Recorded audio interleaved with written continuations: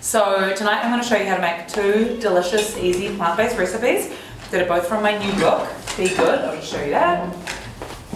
So I published this with a publisher actually, which is really exciting. There's 100 recipes, plant-based recipes in here.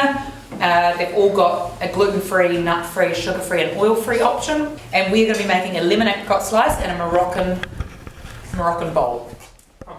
We're going to make the lemon apricot slice first because I'm going to throw it in the freezer so it can set. I'm going to actually make the gluten-free version tonight. So normally I would start with rolled oats, but I'm going to be using whole buckwheat groats, no added sugars, and it creates a really lovely base for your sweet treats, so that isn't super calorie dense. Whereas all of my recipes I try and pull back the energy density, so I'm using things like rolled oats and buckwheat instead of all cashews, all almonds, and it also reduces the cost hugely as well. So we're going to go in with a cup of our buckwheat or our oats. So a cup of rolled oats, I've got a cup of desiccated coconut. I'm using, these are almost all organic, so where possible if you can buy organic do, just means it hasn't been sprayed with pesticides and chemicals, and so again you're reducing the toxic load on your body. I'm going to go in with a cup of almonds, so I do use nuts. I love nuts. They're an amazing source of protein, good source of iron, fibre, and they give your food like a richness. They give your sweet treats a richness that you can't achieve with just oats, but they are more expensive and they're a little bit more calorie dense. So mainly for the cost actually, I try and use them as kind of part of the recipe to give us the flavour, but not the main base. So a cup of almonds, and then I've got 2 cups of dried apricots. Now,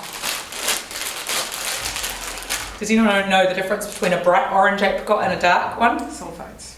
So you want to be looking for the dark brown ones. Ideally you want the dark ones which have not had sulfites added. Sulfites, for some people that have like irritable bowel syndrome, can cause irritation to the gut.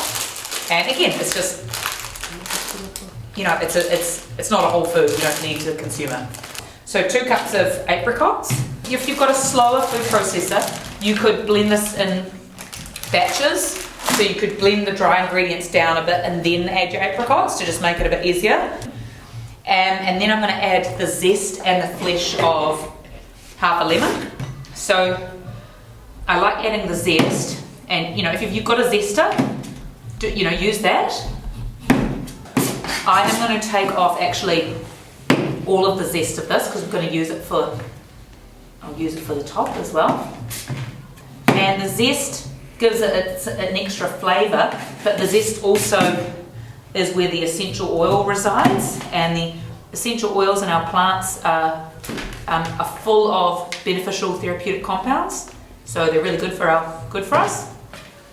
Generally, in plant-based whole foods, things that add amazing flavour are also really good for you. So lemons, amazing for the liver, amazing cleanser, including the zest. All of your spices, all of your herbs. I mean, parsley is one of the highest sources of iron on the planet. Really great source of protein. Incredible source of antioxidants. Again, really cleansing for the liver and cleansing for the blood.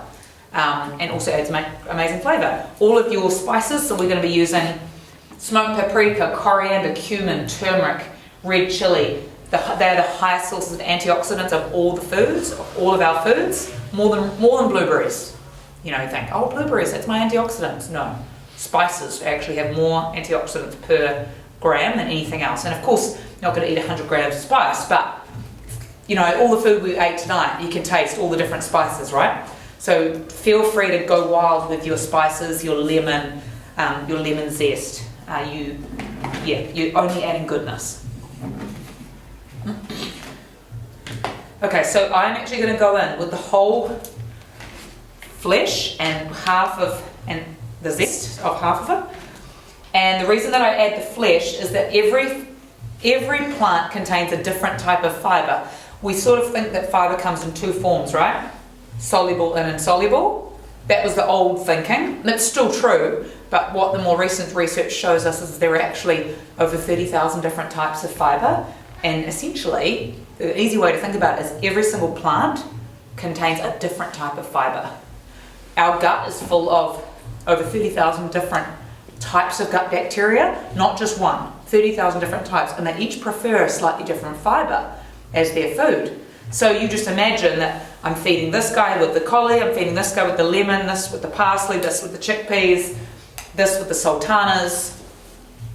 So the more diverse you can have your diet, including eating things like the flesh of a lemon, the more you're going to be feeding the gut bacteria in your gut, and a good broad depth of gut bacteria is going to lead to optimal health. Also just note that meat, dairy, sugar contains no fibre, zero fibre. So if you're eating a diet just with meat, dairy and sugar, which is what a lot of people are eating, plus, some peas, they're getting no fibre. They're starving their gut bacteria, they slowly die off. There's studies showing that they have less than 10,000 types of gut bacteria, and so when a viral infection comes along, if you have less than 10,000 types, you are much more susceptible to getting that virus or being affected by that virus than if you have a really broad range. That don't just eat broccoli, kumara and tomatoes, because you're only getting 3 types. So think, how can I come to a potluck every night and have a little bit of everything? Have eat the rainbow, eat a diversity of plants. That's how you think about it. And there's a section in the book that I write about this as well. And then last but not least, a tiny bit of salt. Now, just a little bit of salt. Now, you've probably heard things about salt being bad for you, shouldn't have salt.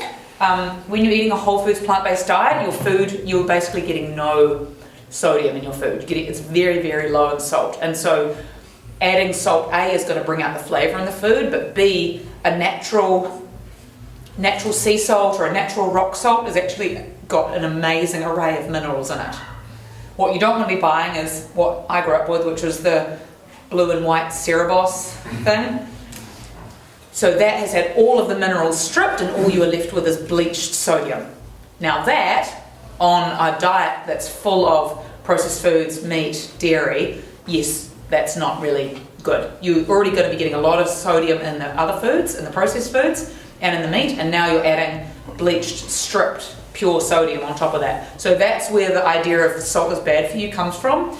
If we're eating pure plants in their unadulterated form, and we add a pure salt from the ground, rich in minerals, that's actually something we really need, especially if you're active. You don't need processed salt to get iodine. You can get it from seaweed, kelp, nori, sheets. I mean, the easiest thing to do, this is what I do at home, is I haven't done this because I just brought my regular plain salt, but I have another container with, this is a, organic rock salt, and I just add a few teaspoons of kelp granules or kelp powder, iodized salt, naturally iodized salt. You don't need to buy the processed stuff to create an iodized salt. Yeah, really, really easy to make. So again, that's in the front of the book. So in the front of the book, there's a section on the top 10 nutrients you want to be aware of on a plant-based diet, but in general, really. And those are protein, carbohydrates, and specifically fiber, fat, specifically omegas, talk about omegas, B12, iron, selenium, iodine, zinc, and 2 more.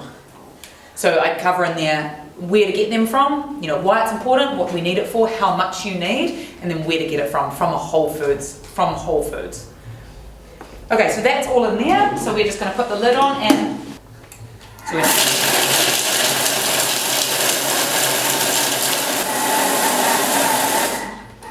we don't want to take all the texture out of this, but we want to blend it enough that it's sticking together. Because I've used buckwheat, it needs a bit more of a blend because the groats are quite hard, whereas if you use rolled oats, it doesn't need as much. So I'll go for a little bit longer.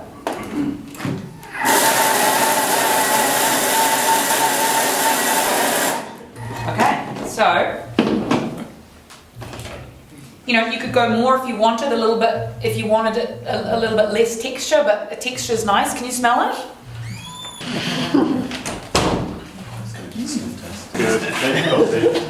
Apricot-y. So the test here really is to grab a bit and you want to squish it together and it needs to hold. because that's going to be the base of our slice.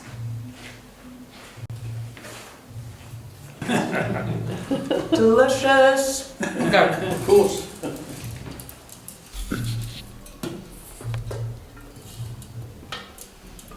So we just want to press this down till it's quite compact, because that's what's going to hold our base together, because we haven't used any oils to put this together, right? Normally you would use a lot of butter to hold your slice together, and we're not using any of that.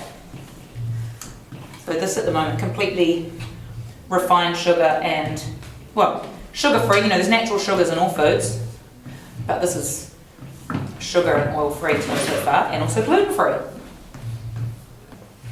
Okay, so what we're going to make now is a really yummy lemon cashew icing, kind of like a cream cheese icing, but again, no cream cheese, no butter, no sugar, but effectively the equivalent. So half a cup of cashews, just raw cashews, not roasted ones. So about that.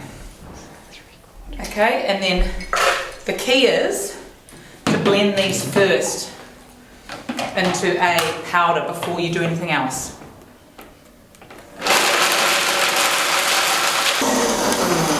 Okay, see that? So we want to get to the powder, because then when we add our liquids, that's going to turn into an icing. If we try and blend it all together, we're going to get big cashew chunks. It's not going to work.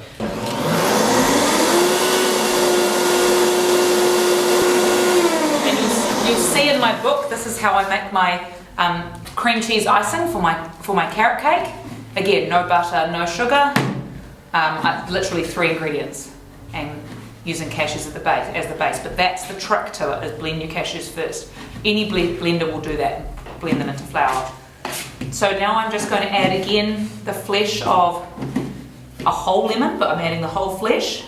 So the only thing that I'm taking out really is the pips.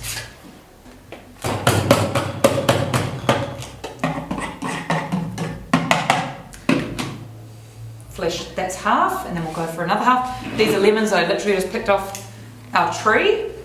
So if you're flush with lemons right now, a trick is to, well, when they fall off the tree and they're really juicy, juice them, put them into ice cube trays, but measure it. So juice them in a big bowl and then measure 1 tablespoon into each ice cube, pop it in the freezer, and then when it's frozen, put it all into a container, and now you've got 1 tablespoon lemon juice measures for any recipe over the next 6 months. So that's 1 lemon in there. I'm now going to add just 2 tablespoons, so not much. Okay. So we're just going to add 2 tablespoons of sweetener, and then normally what I do normally add is I do add normally 1 tablespoon of melted coconut oil, and the reason for that is that when our slice goes in the freezer, this is hard at room temperature, and so it helps that icing to set hard. So I'm going to omit this today, but it means that our icing will be it'll be a soft ganache. It's not going to be a firm icing. You know, if you are omitting oils, then you can just skip that and make it how I'm making it. But as I said, with all my recipes, I'm already using, very minimal oil anyway. I really only use it to, when I need it to set something or there's another purpose. So this is brown rice syrup. Brown rice syrup I quite like. Again, has had some form of processing, but it's been minimally processed, so it still has a lot of minerals in it. And so I would say it's a minimally refined sweetener. White sugar, brown sugar, icing sugar, they're all highly refined.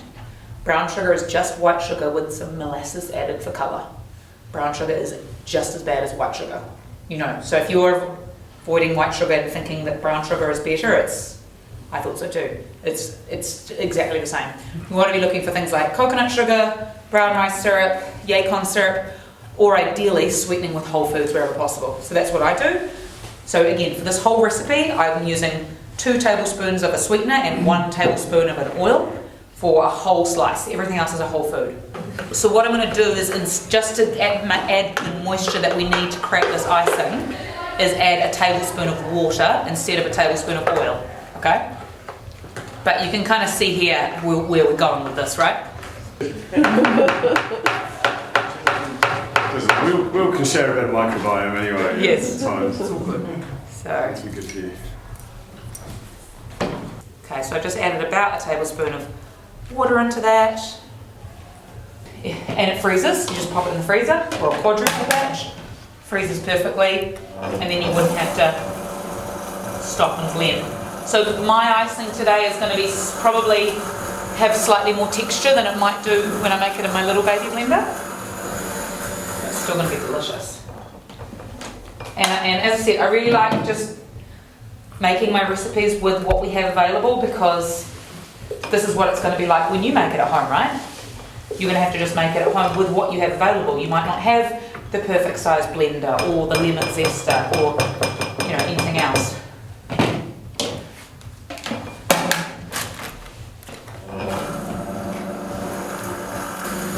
Okay, I'm happy with that.